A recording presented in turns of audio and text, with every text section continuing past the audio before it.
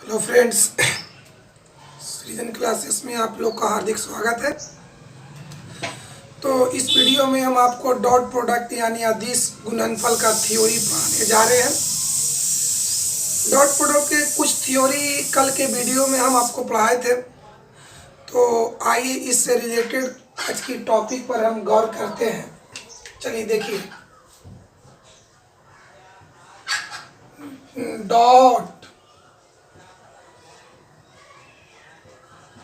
Dot product मतलब अदिश गुणनफल। डॉट प्रोडक्ट के क्रम में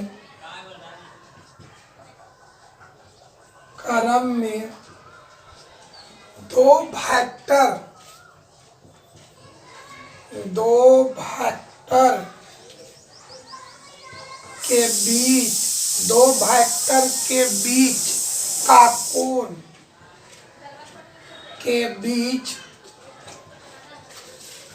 का कोण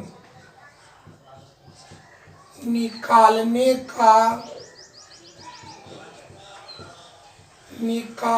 का तरीका। आज का टॉपिक ये है डॉट प्रोडक्ट मतलब अदिश गुणनफल। डॉट प्रोडक्ट के क्रम में दो वेक्टर के बीच का कोण निकालने का तरीका। टॉपिक आज यही है कि दो वेक्टर के बीच का कोण निकालने का तरीका। तरीका क्या कि यदि दोनों वेक्टर के स्टार्टिंग पॉइंट, यदि दोनों वेक्टर के प्रारंभिक बिंदु एक ही हो, तब उनके बीच के स्लोप को यानी ढाल को बीच का कोण कहा जाता है।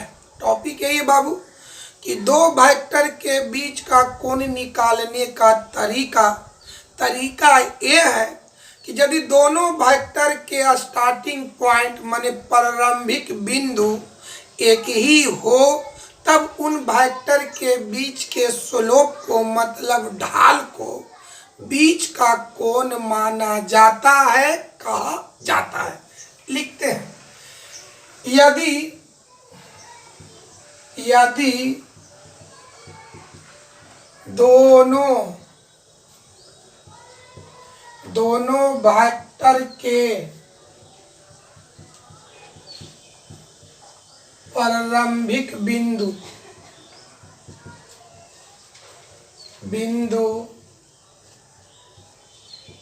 एक ही हो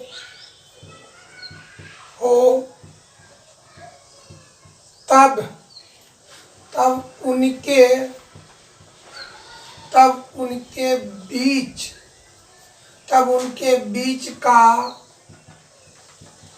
स्लोप को हम लोग हिंदी में कहते हैं ढाल। तब उनके बीच का स्लोप को बीच का कोण, तब उनके बीच के स्लोप को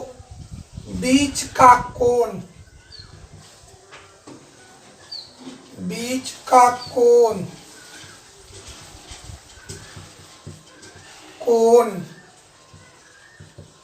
माना जाता है। ये थ्योरी है। प्रॉब्लम बनाते समय हम आपको बताएंगे बाबू कि दो वेक्टर के बीच का कोण किसको मानिए। तो देखिए कि दोनों वेक्टर का स्टार्टिंग पॉइंट एक ही है कि नहीं। अगर दोनों वेक्टर का स्टार्टिंग पॉइंट एक ही है, तब उनके बीच का जो स्लोप होगा उसी को दो वेक्टर के बीच का कोण माना जाता है। आइए एग्जाम्पल से समझाते हैं आपको। एग्जाम्पल देखिए, पहला एग्जाम्पल,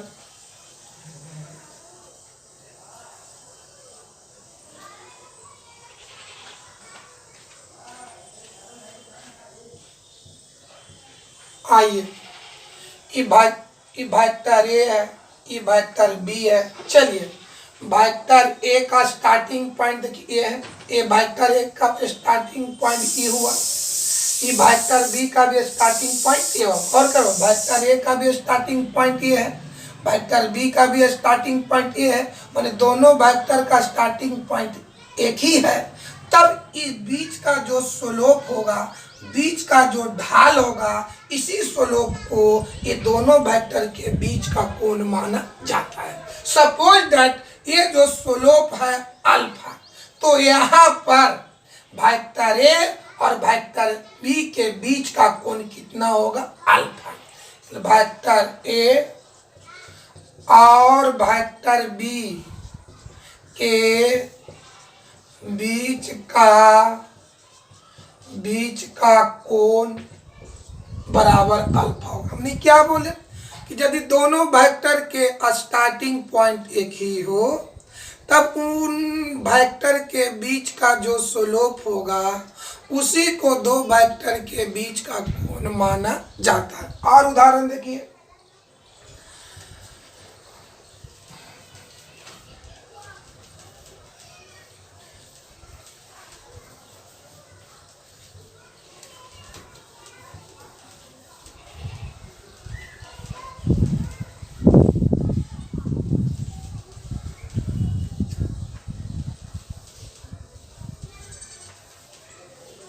देखो बाबू, दूसरा एग्जाम्पल गौर करिए ध्यान से।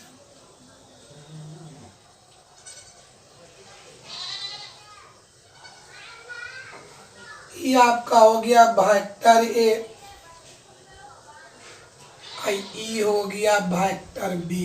गौर कीजिए, ई वेक्टर ए का स्टार्टिंग पॉइंट ई है, ई वेक्टर बी, वेक्टर देखो ऊपर से नीचे आ रहा है कि वेक्टर ए का स्टार्टिंग पॉइंट ए है, ई वेक्टर बी का स्टार्टिंग पॉइंट ए है। माने फिगर से स्पष्ट हो रहा कि दोनों वेक्टर का स्टार्टिंग पॉइंट एक नहीं है। तो ऐसे रीजन में इसको बीच का कोण मानना बिल्कुल गलत है।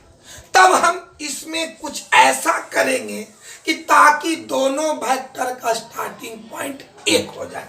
तो चलिए हम क्या करेंगे, ए वेक्टर देखो, वेक्टर बी जो है ऊपर से नीचे आ रहा है, ऊपर से नीचे ऐसे आ रहा है, ऐसे। इसी को सीध में अपने बढ़ा दीजिए, बढ़ा दीजिए, ये हो गया। अब चलिए बताओ बाबू, वेक्टर बी ऊपर से नीचे आ रहा बुआ, तो बताओ मेरे भाई विद्यार्थी जी, समझो मेरे बाबू। अब बताइए, ए यहां से ऐसे आया, मतलब ये कौन हो गया? वेक्टर बी हो गया।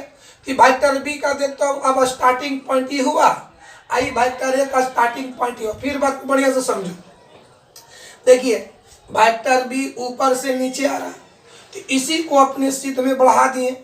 ऐसा करने से इस वेक्टर का स्टार्टिंग पॉइंट ई हुआ, आई वेक्टर का स्टार्टिंग पॉइंट ई हुआ, तो बताइए दोनों के बीच का स्लोप ई न हुआ बाबू? ये दोनों के बीच का स्लोप ए हुआ। तब हम बताओ इस स्लोप को अगर हम सपोज डेट मान ले बी, तब यहाँ पर वेक्टर ए और वेक्टर बी का बीच का कोण कितना होगा? बीटा। यहाँ पर वेक्टर ए और वेक्टर बी के बीच का कोण कितना होगा बाबू? बीटा होगा। तीसरा उदाहरण चलते हैं, तीसरा एग्जाम्पल वो हुआ, ध्यान से ऐसे लेते हैं, ऐसे। चलिए ये आपका हुआ ऐसे, चलिए इसका नाम रख दो वेक्टर अल्फा, इसका नाम रख दो वेक्टर बीटा। कवर किया जाए, चलिए वेक्टर अल्फा जो है लेफ्ट से राइट जा रहा है, मतलब कि वेक्टर अल्फा का स्टार्टिंग पॉइंट ये हुआ, ए हुआ। अब आइए वेक्टर बी है, ए जा रहा है नीचे से ऊपर, देखिए बाबू नीचे से ऊपर, एरो गौर करो, एरो ऐसे जा रहा है, ऐसे जा रहा है। आई वेक्टर अल्फा का डायरेक्शन ऐसे है, तब वेक्टर अल्फा का स्टार्टिंग पॉइंट ई हुआ, वेक्टर बी का स्टार्टिंग पॉइंट ई हुआ, माने दोनों वेक्टर का स्टार्टिंग पॉइंट एक ही नहीं है। तो ऐसे रीजन में इसको बीच का कोण मानना गलत है। तब इसमें कुछ ऐसा कंस्ट्रक्शन करेंगे, कुछ ऐसा बनावट करेंगे कि ताकि दोनों वेक्टर का स्टार्टिंग पॉइंट एक ही हो जाए। तब आप क्या करेंगे कि वेक्टर अल्फा को अपने सिद्ध में बढ़ाइए, वेक्टर अल्फा को ऐसे अपने सिद्ध में बढ़ाएं, तब बताइए तो डायरेक्शन ऐसे हो। अब बताओ मेरे भाई, इस वेक्टर का ऐसा करने से अल्फा वेक्टर का स्टार्टिंग पॉइंट ए हो जाएगा, अब बीटा का तो स्टार्टिंग ए है, तब बीच का स्लोप ई हो जाएगा। सपोज दैट ये बीच का स्लोप को अगर यहाँ पर हम मान ले थीटा, तो ऐसे रीजन में वेक्टर अल्फा और वेक्टर बीटा के बीच का कोण कितना होगा, थीटा। अगर मान लिया जाए कि फिगर से दोनों वेक्टर का स्टार्टिंग पॉइंट एक ही ना हो, तब उसमें आपको कंट्रैक्शन करने पड़ेगा, ऐसा स्थिति लाने पड़ेगा, ऐसा आपको करने पड़ेगा कि ताकि दोनों वेक्टर का स्टार्टिंग पॉइंट एक ही हो जाए। तब यहां पर क्या हो गया बताओ बाबू, यहां पर वेक्टर अल्फा और वेक्टर बीटा के बीच का कोण कितना होगा, थीटा। और एग्जांपल देखिए, बीच का दो वेक्टर के बीच का कोण निकालने का तरीका।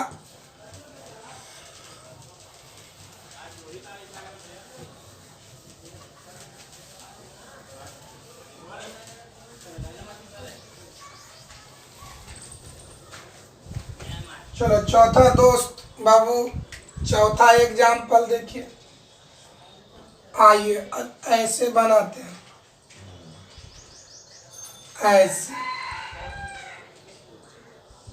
ये आपका नाम इसको रख दो vector A B C, vector A B, vector B C, vector A C.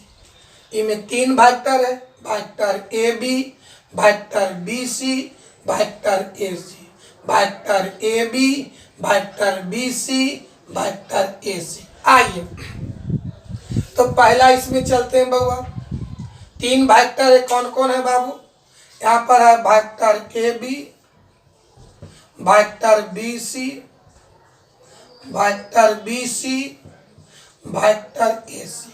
इन तीन वेक्टर में से कोई दो वेक्टर के बीच कोण निकाला जा सकता है। आइए निकालते हैं, चलिए वेक्टर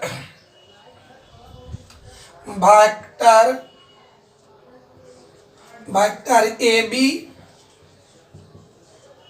वेक्टर ए बी और वेक्टर बी सी के बीच, वेक्टर ए बी और वेक्टर बी सी के बीच। चलिए आइए देखा जाए बढ़िया से, वेक्टर ए बी और वेक्टर बी सी के बीच, चलो आइए त्रिभुज बनाते हैं दोस्त, फिर से ऐसे देख रहे हैं, इसका नाम है A B C. Vector A B A से बी की ओर, वेक्टर बी से सी की ओर।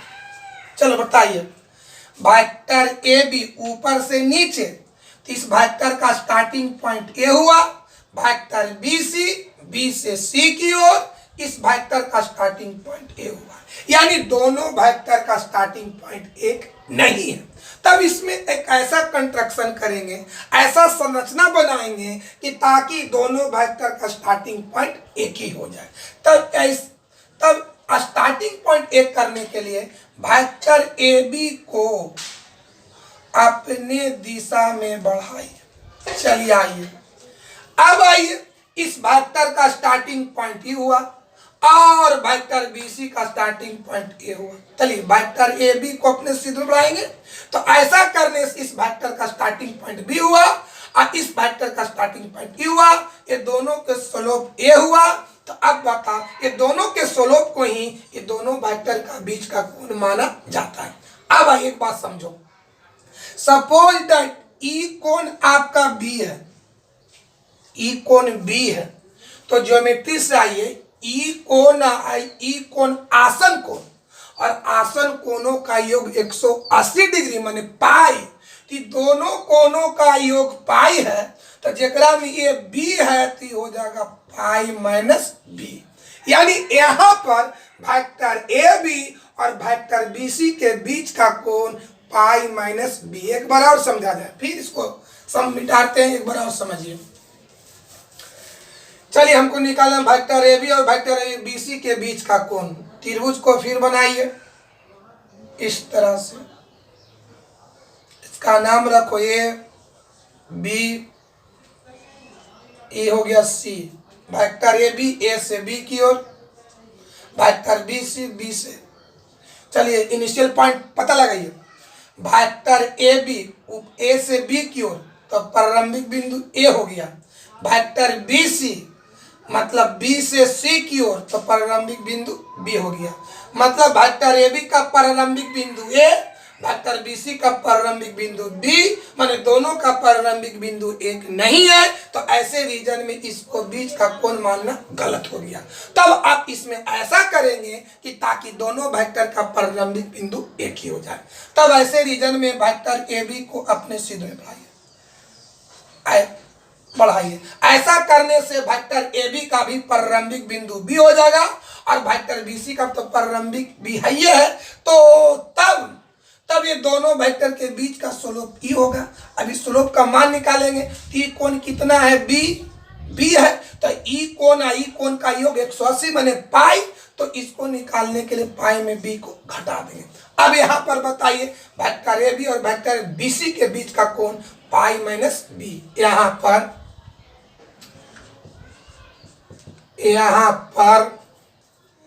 Vector A B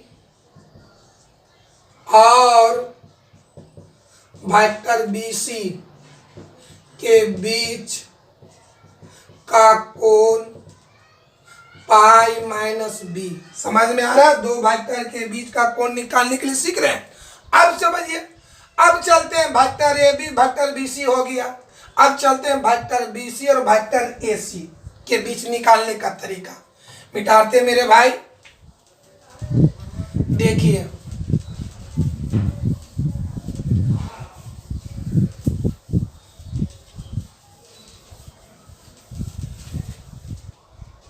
vector B सी और वेक्टर ए सी के बीच कोण निकालने का तरीका,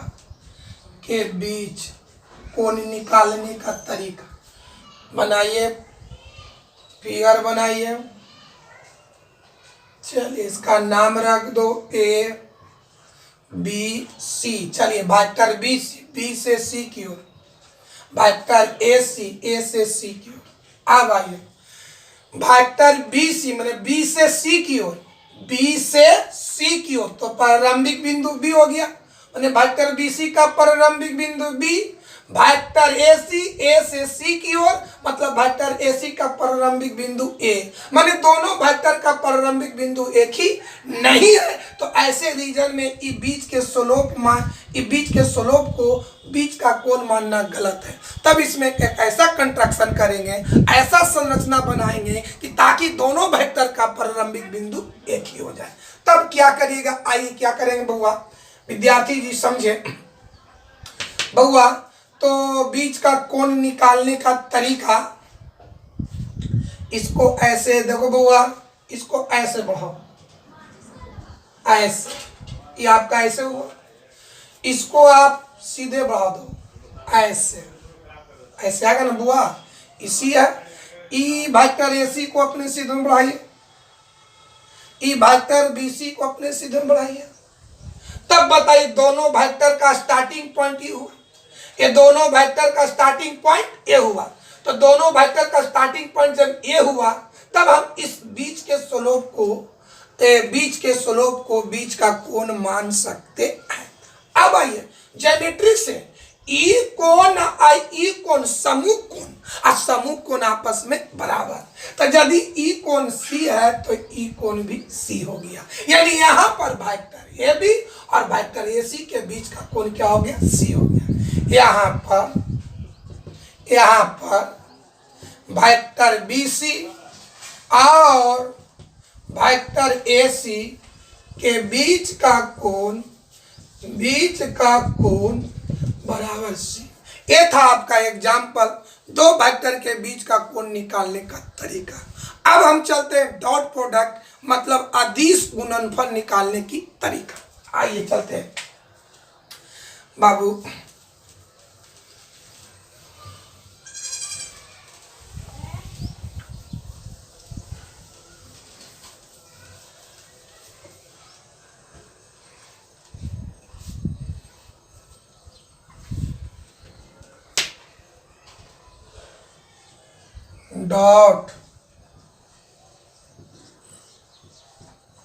डॉट प्रोडक्ट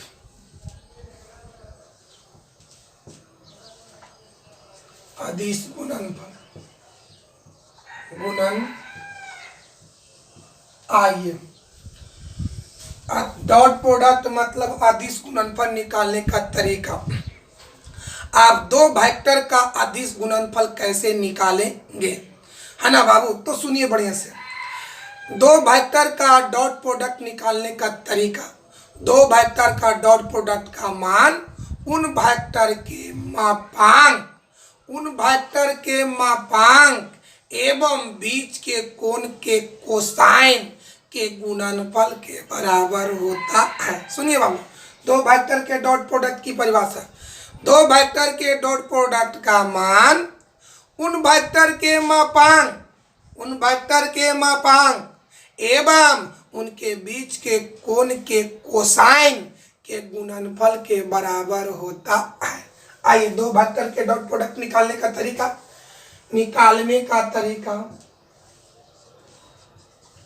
डॉट प्रोडक्ट निकालने का तरीका। चलिए, दो वेक्टर का डॉट प्रोडक्ट,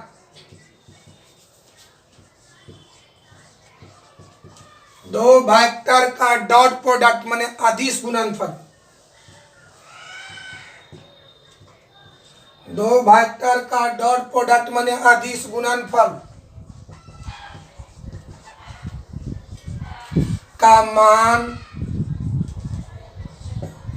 उनके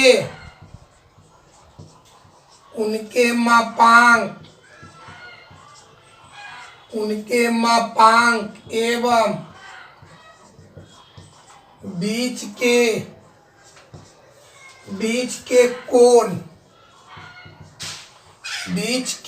कोण का cosine,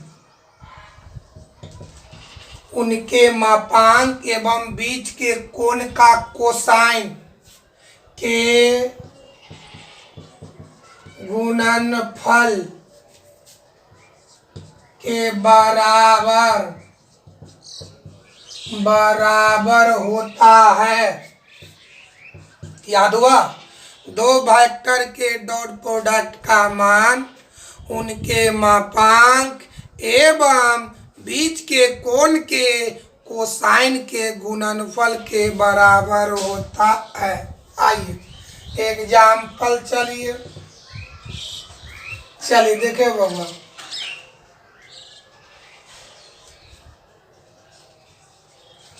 vector A vector B, एक बाबू इस वेक्टर का भी स्टार्टिंग पॉइंट ई है, इस वेक्टर का भी स्टार्टिंग पॉइंट ए है। तब बताइए बीच के स्लोप को इन दोनों वेक्टर के बीच का कोण माना जाता है। मान लीजिए सपोज दैट ई कोण दिया हुआ थीटा।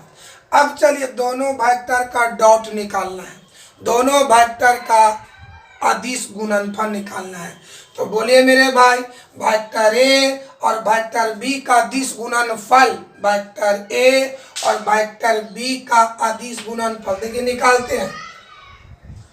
वेक्टर ए और वेक्टर बी का अदिश गुणनफल माने डॉट प्रोडक्ट, अदिश गुणनफल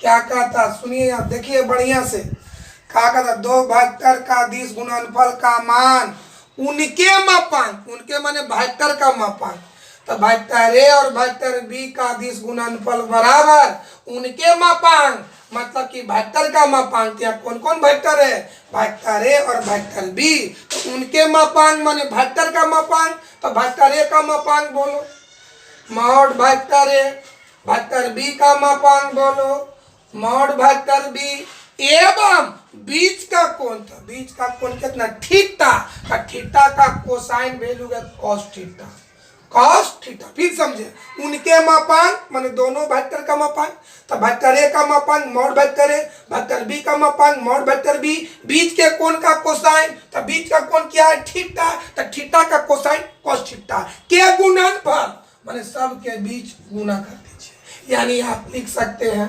mod vector A into mod vector B into cos theta. इसको आप ये भी लिख सकते हैं मॉड वेक्टर ए को खाली ए कर सकते हैं, या मॉड वेक्टर ए को खाली ए, मॉड वेक्टर बी को खाली बी, यानी क्या हो गया cos थीटा। चाहे ये बताइए चाहे तो ये बताइए। अगर आपको एग्जाम में आ जाए कि वेक्टर ए और वेक्टर बी का अदिश गुणनफल क्या होगा यदि उनके बीच का कोण थीटा है, तो आंसर क्या होगा मॉड वेक्टर ए, चाहे तो आंसर ए दे दीजिए चाहे तो आंसर ए दीजिए। क्या क्वेश्चन है ऑब्जेक्टिव में कि यदि वेक्टर ए और वेक्टर बी क्या अदिश गुणनफल क्या होगा यदि उनके बीच का कोण थीटा हो, तो आंसर क्या होना चाहिए mod vector A into mod vector B into cos theta, या कहेंगे ए बी cos थीटा। बात समझ में आ गया। और उदाहरण समझाते हैं बुआ, समझते हैं बुआ। देखिए बढ़िया से बुआ,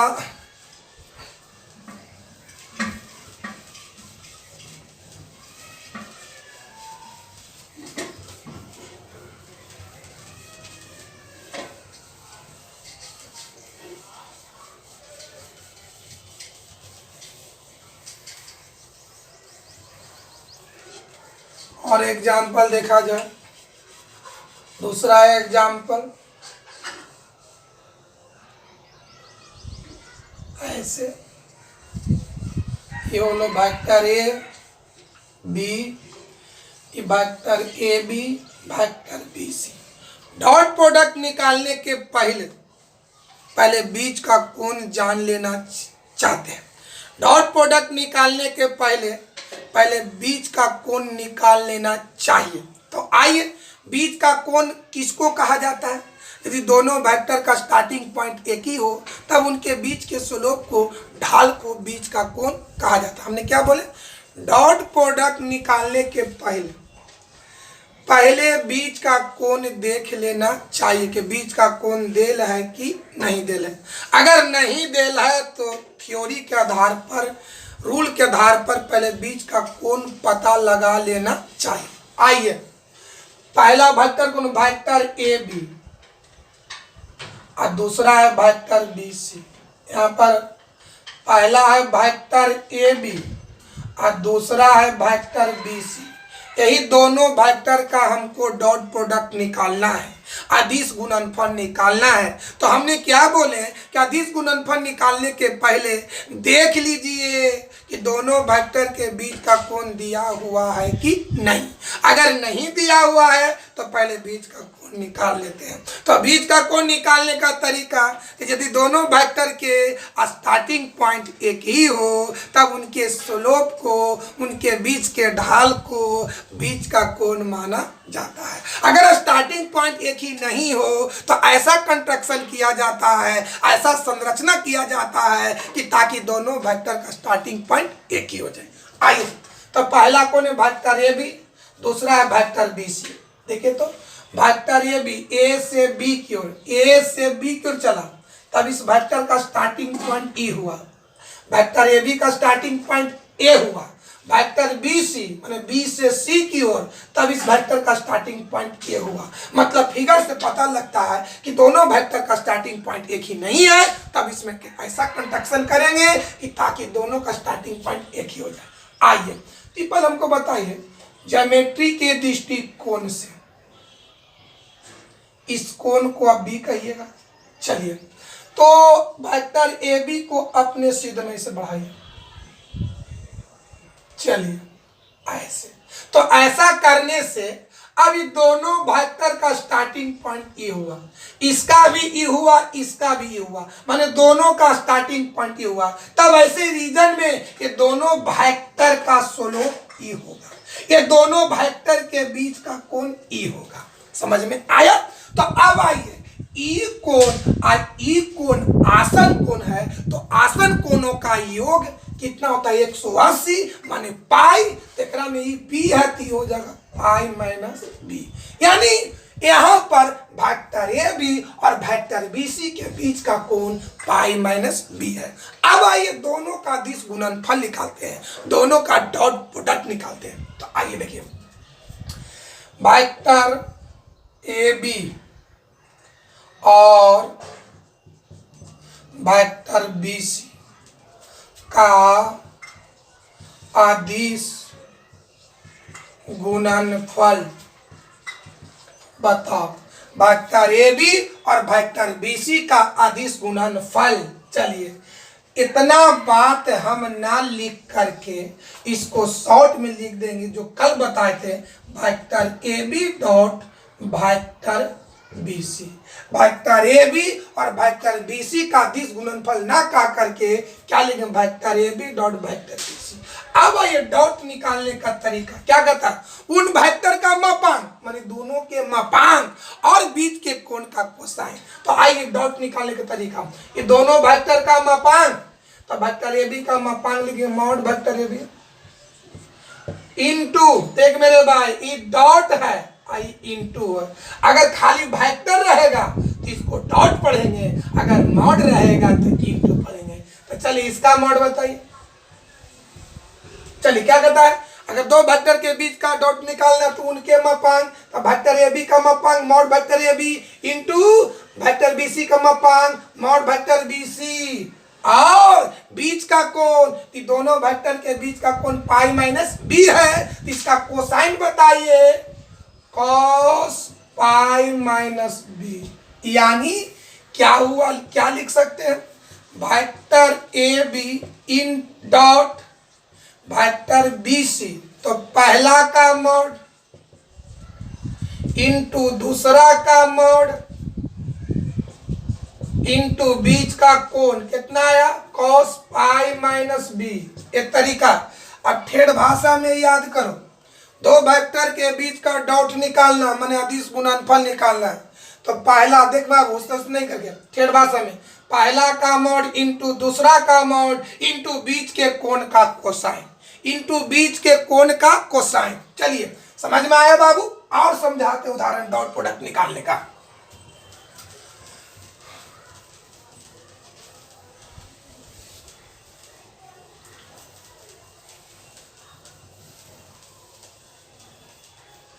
और एग्जाम्पल समझिए, तीसरा एग्जाम्पल डॉट प्रोडक्ट निकालने का तीसरा एग्जाम्पल समझो। ऐसे कर देते हैं, ए बी, अगर ये हो गया वेक्टर बी सी, ये हो गया वेक्टर ए सी। हमको डॉट प्रोडक्ट निकालना है वेक्टर बी सी और वेक्टर ए सी, ये दोनों का डॉट प्रोडक्ट निकालना है, ये दोनों का अदिश गुणनफल निकालना है। समझ में आया? यानी यहाँ पर हमको निकालना है वेक्टर बी सी और वेक्टर ए सी का डॉट मतलब अदिश गुणनफल। तो अदिश गुणनफल निकालने के लिए पहले दोनों के बीच के कोण को पता लगा लेना चाहिए। तो बता बीच का कोण पता कैसे लगाया जाता है? जी दोनों वेक्टर का स्टार्टिंग पॉइंट एक ही हो तो बीच के स्लोप को, बीच के ढाल को बीच का कोण माना जाता है। आइए पहले वेक्टर बी सी, तो वेक्टर बी सी का स्टार्टिंग पॉइंट बी हो गया। वेक्टर ए से सी की ओर, तब इस वेक्टर का स्टार्टिंग पॉइंट ये हुआ। माने दोनों वेक्टर का स्टार्टिंग पॉइंट एगो का बी है, एगो का ए है, तो एक ही नहीं है, तब इसको आप बीच का कोण नहीं कर सकते हैं। तब इसको ऐसा कंस्ट्रक्शन करेंगे कि ताकि दोनों का स्टार्टिंग पॉइंट एक ही हो जाए। तब क्या करेंगे? वेक्टर ए सी को अपने सिद्ध में से बढ़ाइए, और इसको ऐसे बढ़ाइए, ई एरो ऐसे हुआ, ई एरो, तब ये दोनों वेक्टर का स्टार्टिंग पॉइंट एक ही हुआ, तब हम इस बीच के स्लोप को इन दोनों वेक्टर के बीच का कोण माना जाता है। तो ई कोण बताओ बाबू, ज्योमेट्री से ई कोण सी है, तो ई कोण और ई कोण समूह कोण, और समूह कोण आपस में बराबर होता है, तो ई सी तो ई सी, यानी यहाँ पर वेक्टर बी सी और वेक्टर ए सी के बीच का कोण कितना हो गया, सी। लिख सकते हैं बाबू, वेक्टर बी सी और वेक्टर ए सी के बीच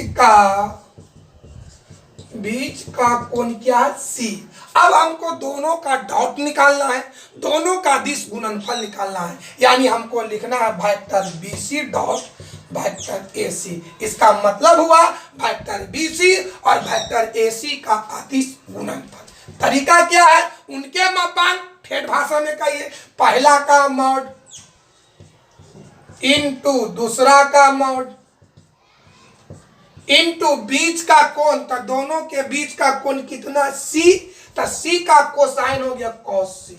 और इसको लिख सकते हैं मॉड वेक्टर बी सी ना लिखकर खाली बी सी लिख सकते हैं, मॉड वेक्टर ए सी ना लिख करके खाली ए सी लिख सकते हैं, इनटू सी। ये है आपको डॉट प्रोडक्ट निकालने का तरीका। क्या तरीका देखें कि अगर दो वेक्टर का डॉट प्रोडक्ट निकालना हो, अगर दो वेक्टर का अदिश गुणनफल निकालना हो, तो उनके मापांक और बीच के कोण के कोसाइन के गुणनफल के बराबर होता है। समझ में आया मेरे बाबू? तो चलिए, एक ऑब्जेक्टिव आपको एग्जाम में पूछा है, यानी साल 2014 में एक ऑब्जेक्टिव पूछा था, उसको हम लिख रहे हैं बाबू।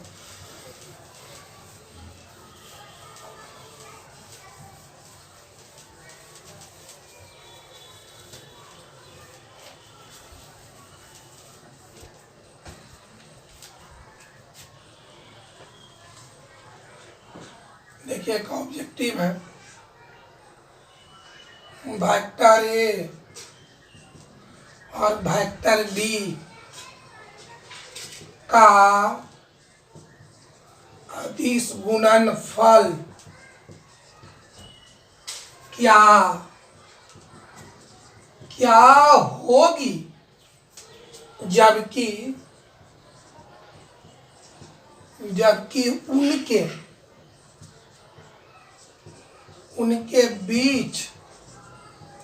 उनके बीच का कोण थीटा है।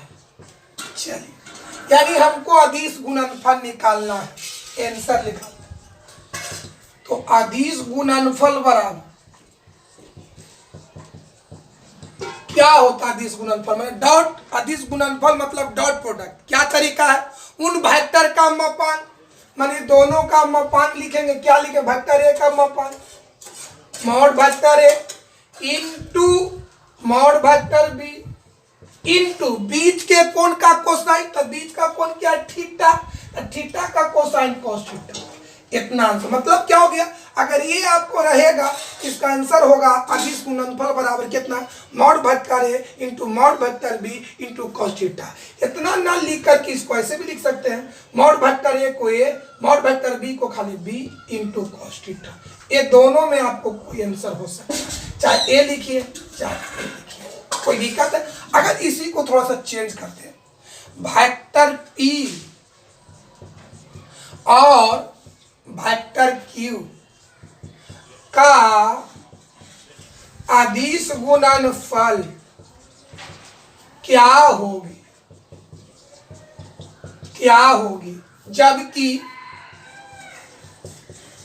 जबकि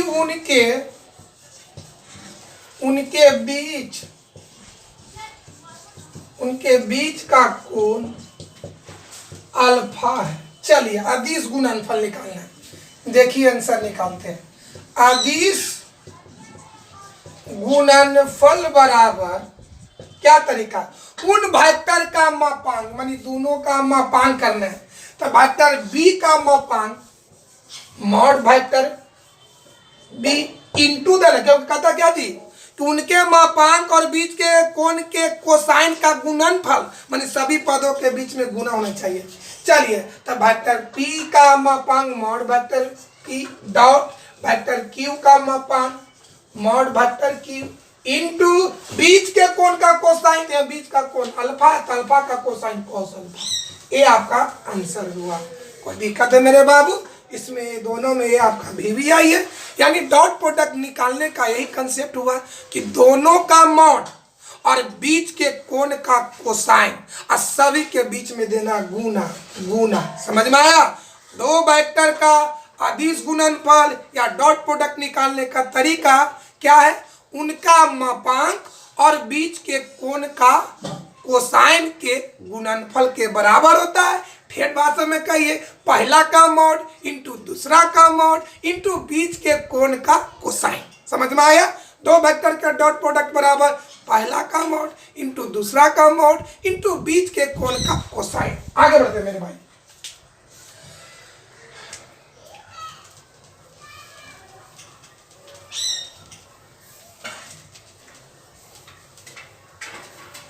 और यहां से देखो बउआ,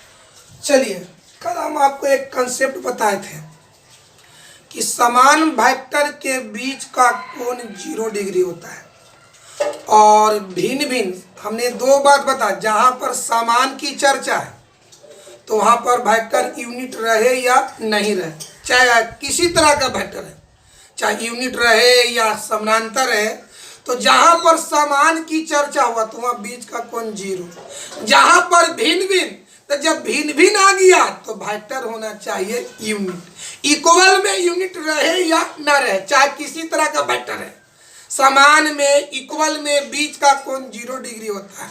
और भिन्न भिन्न की चर्चा हो तो जब भिन्न भिन्न हो तो वहां पर वेक्टर होना चाहिए यूनिट। जैसे हम कल लिखाए थे कि समान वेक्टर के बीच का कोण 0 डिग्री होता है और भिन्न भिन्न यूनिट वेक्टर के बीच का कोण 90 डिग्री या -90 डिग्री होता है।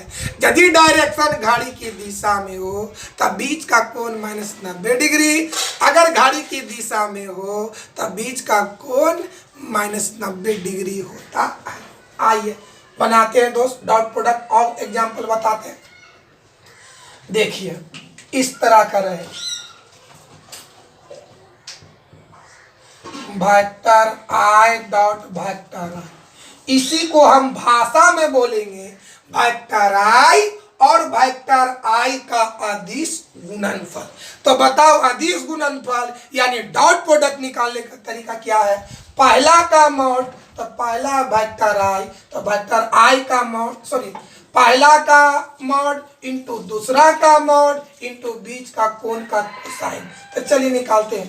पहला का मॉड मॉड वेक्टर आई, दूसरा का मॉड तो मॉड वेक्टर आई, बीच का कोण तो दोनों सेम है तो बता बाबू समान वेक्टर के बीच का कोण 0 डिग्री, तो 0 का कोसाइन लिखेंगे cos 0 डिग्री। हल करते हैं। पता आई कैसा वेक्टर है? यूनिट वेक्टर है, तो यूनिट वेक्टर का मॉड यानी मापांक 1 के बराबर होता है। तो मॉड वेक्टर आई का मान 1, मॉड वेक्टर आई का मान 1, cos 0 डिग्री 1 बराबर कितना हुआ? 1, यानी वेक्टर आई डॉट वेक्टर आई बराबर 1। और बढ़ते हैं और देखिए बउआ विद्यार्थी जी, वेक्टर के डॉट वेक्टर के एक अर्थ हुआ, इसको हिंदी में बोलेंगे, भाषा में बोलेंगे वेक्टर के और वेक्टर के का अदिश गुणनफल। तो अदिश गुणनफल निकालने का तरीका पहला का मॉड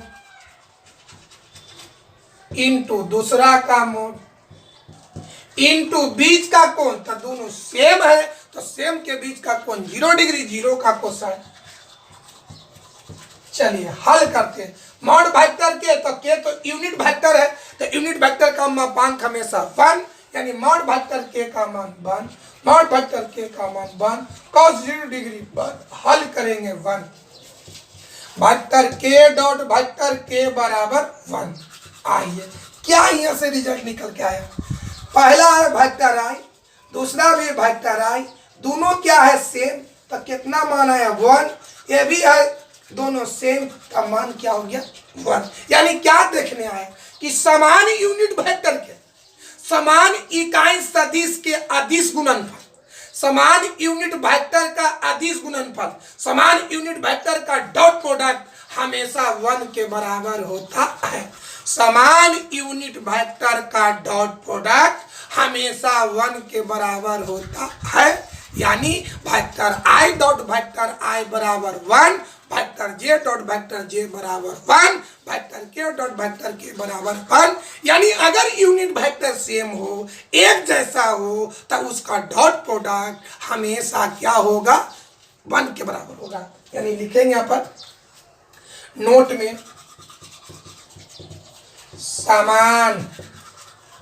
समान यूनिट वेक्टर का डॉट प्रोडक्ट हमेशा 1 के बराबर होता है। समान यूनिट वेक्टर का डॉट प्रोडक्ट हमेशा 1 के बराबर होता है। चलिए देख लीजिए बढ़िया से बाबू।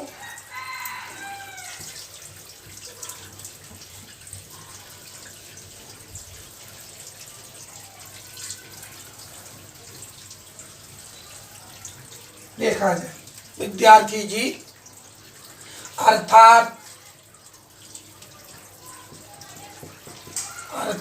बोलिए वेक्टर आई डॉट वेक्टर आई, देख तो दोनों यूनिट वेक्टर सेम है, तो इसका मान कितना के बराबर 1 के बराबर। वेक्टर जे डॉट वेक्टर जे, पता है यहाँ पर कौन यूनिट वेक्टर है, जे है, दोनों सेम है, तो मान कितना के बराबर 1 के बराबर।